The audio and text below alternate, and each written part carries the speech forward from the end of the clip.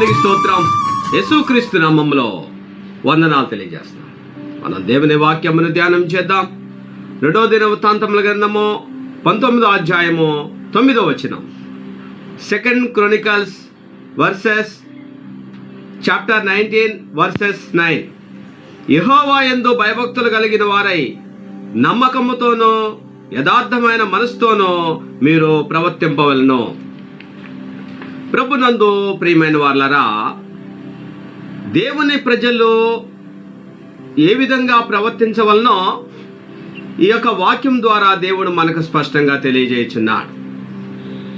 ప్రభునందు ప్రియమైన వారలారా, దేవుని నమ్ముకున్న మన క్రైస్తవ విశ్వాస ఆత్మీయ జీవితంలో భయభక్తులు అనేవి చాలా ప్రాముఖ్యమైనవి. ఎప్పుడైతే మనము దేవుని యందు భయభక్తులు కలిగిన వారం అవుతామో అప్పుడు దైవానికి ప్రియమైన భక్తిపరులు మనం కాగలుగుతాం. దేవుని మాటను, దేవుని చిత్తమును మనం అనుసరించేటువంటి వారం కాగలుగుతాం. అందుకనే దేవుడు ఈ మాట మనకు జ్ఞాపం చేస్తున్నాడు. యెహోవా యందు భయభక్తులు కలిగిన వారై నమ్మకముతోను యథార్థమైన మనసుతోను మీరు ప్రవర్తింపవలను. ప్రభునందు ప్రియమైన వారలారా, మనము దేవుని యందు భయభక్తులు కలిగి ఉన్నప్పుడు మనము దేవుని వాక్యాన్ని అనుసరిస్తాం. దేవుడు ఈ విధంగా సెలవిస్తూ ఉన్నాడు, ఈ విధంగా ఆజ్ఞాపిస్తూ ఉన్నాడు అని చెప్పి మనము దేవుని వాక్యమును మనం ఎప్పుడైతే జ్ఞాపకం తెచ్చుకుంటామో అప్పుడు దైవం పట్ల మనము భయభక్తులు కలిగినటువంటి వారముగా మనము జీవించేటువంటి వారము, నడుచుకునేటువంటి వారము కాగలుగుతాం. దేవుని యొక్క వాక్యాన్ని మనము జ్ఞాపకం తెచ్చుకోకపోతే మనము నమ్మకముగా యథార్థమైనటువంటి రీతిగా మనం ప్రవర్తించలేం. దేవుడు సెలవిస్తున్నాడు సామెతల గ్రంథములో, నీ కన్నులు అటు ఇటు చూడక సరిగానో నీ ముందర సూటిగాను చూడవలను. కాబట్టి దేవుడు ఈ విధంగా సెలవిస్తూ ఉన్నాడు కదా అని చెప్పి మనము నడిచేటువంటి మార్గములో మనము అటు ఇటు చూడకుండా తిన్నగా చూస్తూ మనము నడిచేటువంటి వారం కాగలుగుతాం. మనము అదే రీతిగా దేవుడు అంటున్నాడు, నువ్వు కుడి ఎడమలకు తిరక్క ఈ తిన్నని మార్గములో నువ్వు నడవమని చెప్తున్నాడు. కాబట్టి దేవుని ప్రజలు ఎప్పుడైతే దేవుడు సెలవిచ్చిన మాటల పట్ల విశ్వాసం కలిగి భయభక్తులు కలిగినటువంటి వారుగా జీవిస్తారో అప్పుడు నమ్మకముగా యథార్థముగా నడిచేటువంటి వారు కాగలుగుతారు. ప్రభునందు ప్రియమైన వారలారా, ఈ మార్గము అనేది మనిషి యొక్క నడవడికను సూచిస్తుంది. మన యొక్క నడవడిక మంచిదైనప్పుడు మనము మంచి మార్గంలో నడిచేటువంటి వారం కాగలుగుతాం. లేకపోతే మన నడవడిక మంచిది కానప్పుడు మనం నడిచేటువంటి త్రోవ కూడా వంకర టింకరగా మన ఇష్టానుసారమైన రీతిలో మనము పయనించేటువంటి వారం అయిపోతాం. కాబట్టి ప్రభునందు ప్రియమైన వారలారా, యేసు ప్రభు వారు ఈ లోకంలో ఉన్నప్పుడు ఆయన అన్న మాట ఏంటి? మీరు ఇరుకు మార్గంలో నడవండి అని చెప్పాడు. ఈ ఇరుకు మార్గము దైవ మార్గం. దేవుని ప్రజలు దైవ వాక్యాన్ని అనుసరించి జీవించేవారు, అలాగున నడుచుకునేటువంటి వారు కావాలి. ఎందుకంటే మనం గమనిస్తే దావీదైతే ఒక మాట అంటున్నాడు, కపటపు నడత నాకు దూరమో చేయం. ప్రభునందు ప్రియమైన వారలారా, సామెతల గ్రంథంలో ఒక మాట ఉంది, సాత్వికమైన నాలుక జీవవృక్షము, దానిలో కుటిలతో నిండినేళ్ళ ఆత్మకు భంగము కలుగును. కాబట్టి కపటముతో కూడిన స్థితి దేవుడు మెచ్చేటువంటిది కాదు. కపటము కలిగినటువంటి మనస్తత్వము, కపటంతో కూడిన నడవడిక దైవానికి ప్రియమైనటువంటిది కాదు. ఎప్పుడైతే మనం నిష్కపటమైనటువంటి మనసు కలిగి నిష్కపటముగా మనం నడుస్తామో మనం ధన్యులమవుతాము, దైవానికి ప్రియమైన వారం అవుతాం. అయితే ప్రభునందు ప్రియమైన వారలారా, యెహెజ్కేలు గ్రంథము 28వ అధ్యాయము 15-16 వచనాల్లో దేవుడు సెలవిస్తున్నాడు, నీవు నియమింపబడిన దినం మొదలుకుని పాపము యందు కనబడే వరకు ప్రవర్తన విషయంలో నువ్వు యథార్థవంతుడుగా ఉంటివి. అయితే నీ కలిగిన విస్తారమైన వర్తకము చేత లోపల అన్యాయం పెంచుకుని పాపం చేయిచూ వచ్చితివి. ఎలాంటి పరిస్థితికి లూసిఫర్ గురైన పతనం కాకమునుపు లూసిఫరు ఎంతో యథార్థవంతుడిగా ఉన్నాడు. ఎప్పుడైతే దేవునికి విరుద్ధమైన రీతిగా ఆలోచన చేశాడో, ఎప్పుడైతే తన హృదయంలో పాపము చేయిచూ వచ్చాడో, అప్పుడు ఇక తన హృదయంలో యథార్థతను కోల్పోయాడు.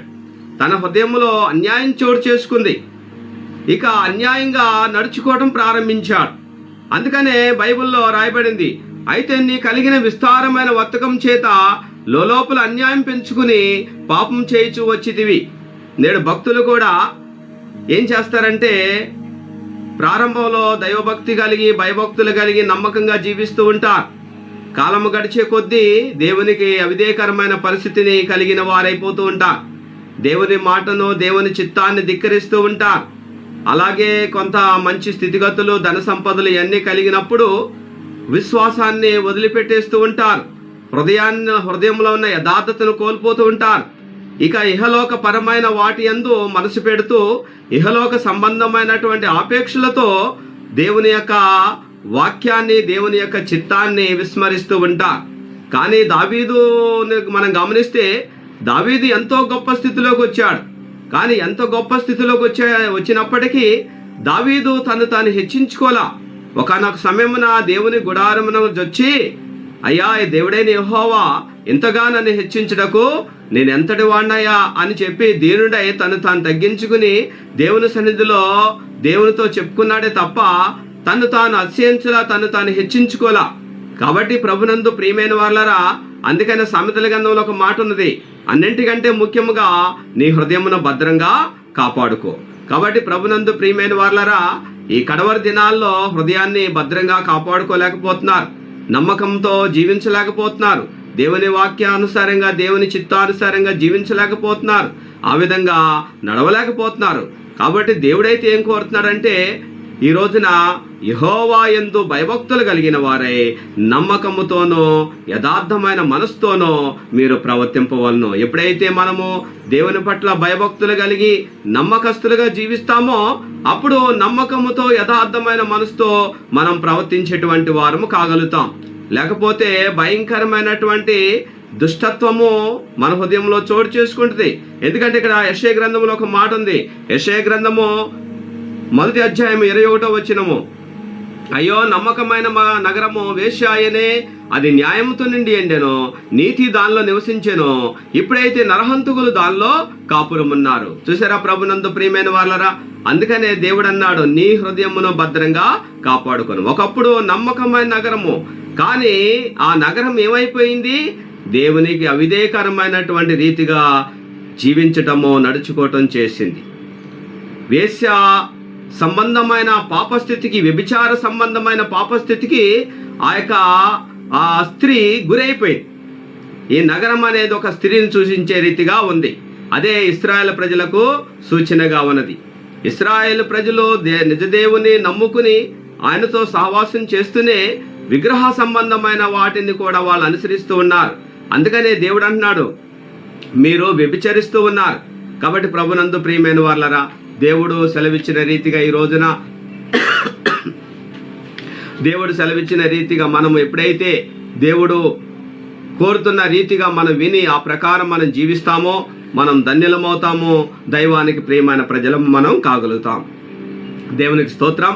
దేవుడి పరిశుద్ధ మాటలు దీవించును గాక. ఆమేన్. ప్రార్థన చేసుకుందాం. మహాపరిశుద్ధుడా, ప్రేమగల తండ్రి, మీ వాక్యం ద్వారా ఈ రోజున ఏదైతే మీరు సెలవిస్తున్నారో మరి మీ ప్రియ ప్రజలు గ్రహించుకుని నమ్మకముతోనూ యథార్థమైన మనసుతోనూ మీరు ప్రవర్తించాలని కోరుచున్నారు నాయన. కాబట్టి విన్న మాటలో ప్రియ ప్రజలు గ్రహించి లోబడి విధేయులుగా బ్రతుకున్నట్లుగా చేయి. వారిని వారి కుటుంబాలను దీవించు. యేసు నామములో అడిగి ప్రార్థించున్నాం. ఆమేన్. దేవునికి స్తోత్రం.